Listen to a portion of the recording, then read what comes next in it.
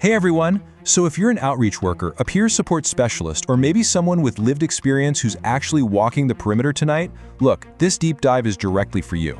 Today we're taking Dr. Gabor Maté's paradigm-shifting work in the realm of hungry ghosts, and we're pulling it straight out of the clinic and putting it right onto the street. Absolutely. We're totally stripping away that dry, academic coldness today. We want to get completely real about community outreach and peer support. We're going to be looking at addiction, trauma, and, honestly, everyday survival through a lens of profound respect. You know, Alice Miller actually opens this whole work with a really powerful thought. Quote, "What is addiction really? It is a sign, a signal, a symptom of distress." It's basically a language, right? A language that tells us about a plight that absolutely must be understood. Yeah, that brilliantly illustrates the exact mindset we need here.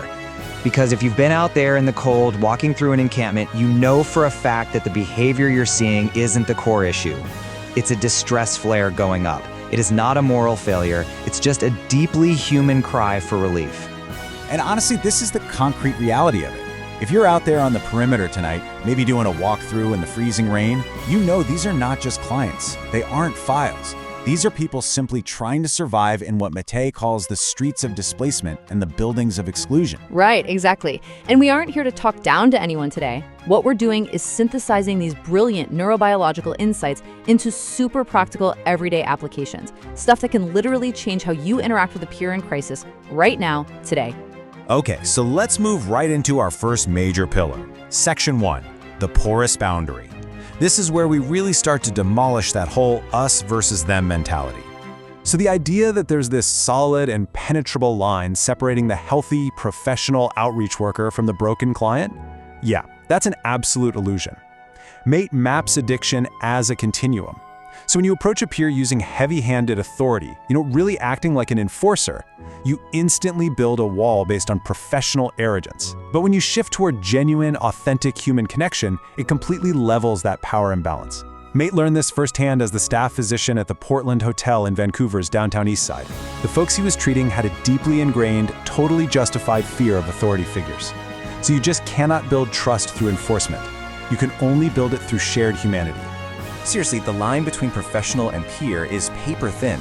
Maté actually bravely admits to his own inner hungry ghosts in the text. He talks about his intense workaholism and this intense compulsive urge to buy classical music records, literally to the point of neglecting his own family and patients. Yes! And by doing that, he radically levels the playing field for all of us. Because let's be real, we all have compulsions we use to soothe our pain.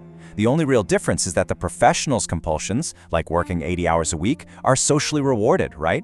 While the unhoused peer's compulsions are criminalized. So actually taking a minute to recognize your own inner hungry ghosts, that automatically makes you a much safer person to be around out on the street. Which brings us straight to our second pillar, Section 2, radical acceptance over curing. This pillar is really about the gritty, everyday reality of harm reduction. It doesn't operate on this fantasy of forced, miraculous rehabilitation. Instead, it operates on accepting people exactly as they are. It's based on psychologist Carl Rogers' concept of unconditional positive regard, which basically means creating an atmosphere that simply says, I care. Not, I care for you if you behave a certain way. Just, I care. And translating that concept to the street is absolutely profound. Success out there isn't necessarily about getting someone clean today. A lot of the time, success is just a small win. It's a peer finally letting you check a chronic infected wound on their arm after months of angrily refusing your help. That right there, that is a massive victory of trust. There's this one story where a longtime resident of the Portland Hotel once stood up at a community talent show. He didn't have a poem prepared or a song to sing. He literally just said that the Portland was his first home, the only home he's ever actually had, and that he wished his mom and dad could see him now. Wow. Just providing a safe, totally non-judgmental space where someone can simply exist without being hounded or harassed, that is a profound victory. When you provide that kind of safety, you are actively dismantling the trauma of displacement. Okay, moving on to our third pillar. Section 3, why the pain? Let's talk about reframing substance use. This is absolutely vital for anyone doing walkthroughs in the shelter or out on the street. We really have to understand the functionality of these substances. Dr. Maté drops an absolute paradigm shift on us here. The question we should be asking is never, why the addiction? The question is, why the pain? Let that sink in for a second. Before you approach a peer in crisis tonight, ask yourself what specific pain they are desperately trying to outrun. Because the research is unequivocal on this. Virtually all hardcore substance dependence stems from severe early childhood trauma, neglect, abuse, or structural displacement.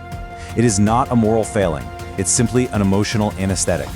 And this brings us right to the Buddhist concept of the hungry ghost. They're depicted as these creatures with scrawny necks, small mouths, and large, completely empty bellies. They are constantly seeking something outside themselves to curb this insatiable yearning for relief from deep psychological pain. Exactly.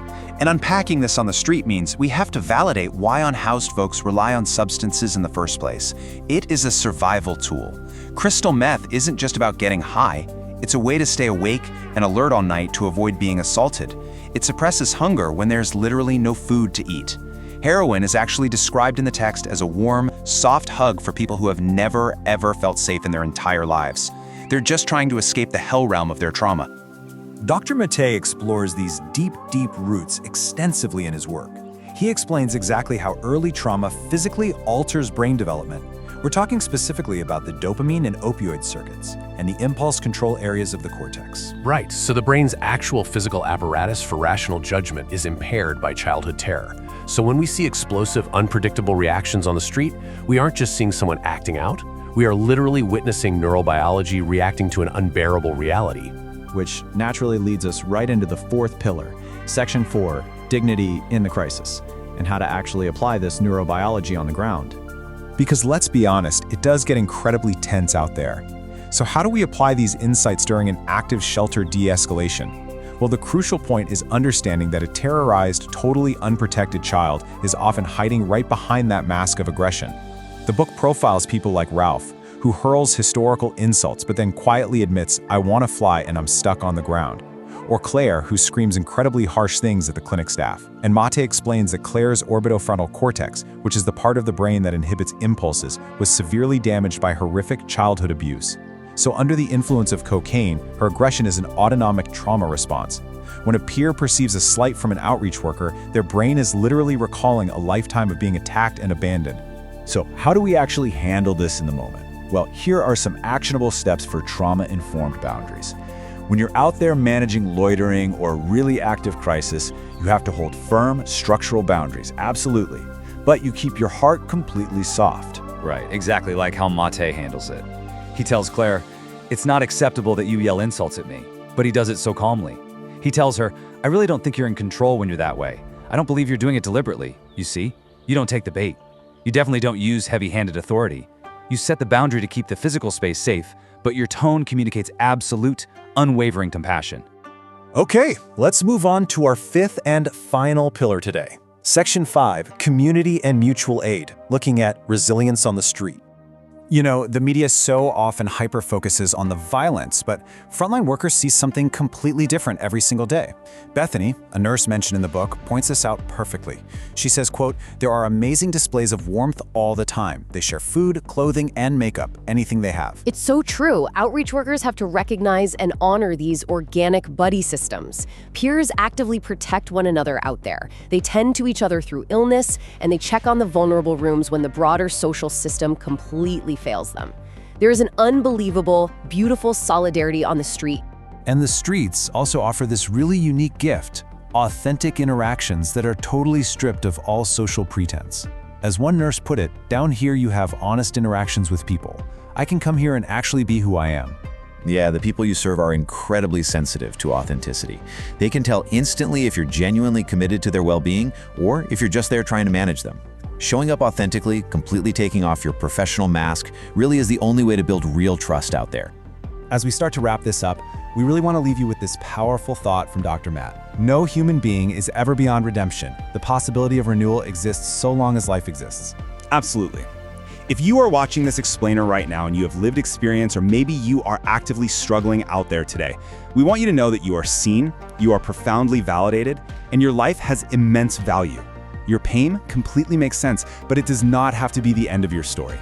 Which leaves us with this final provocative question for everyone out there doing the work.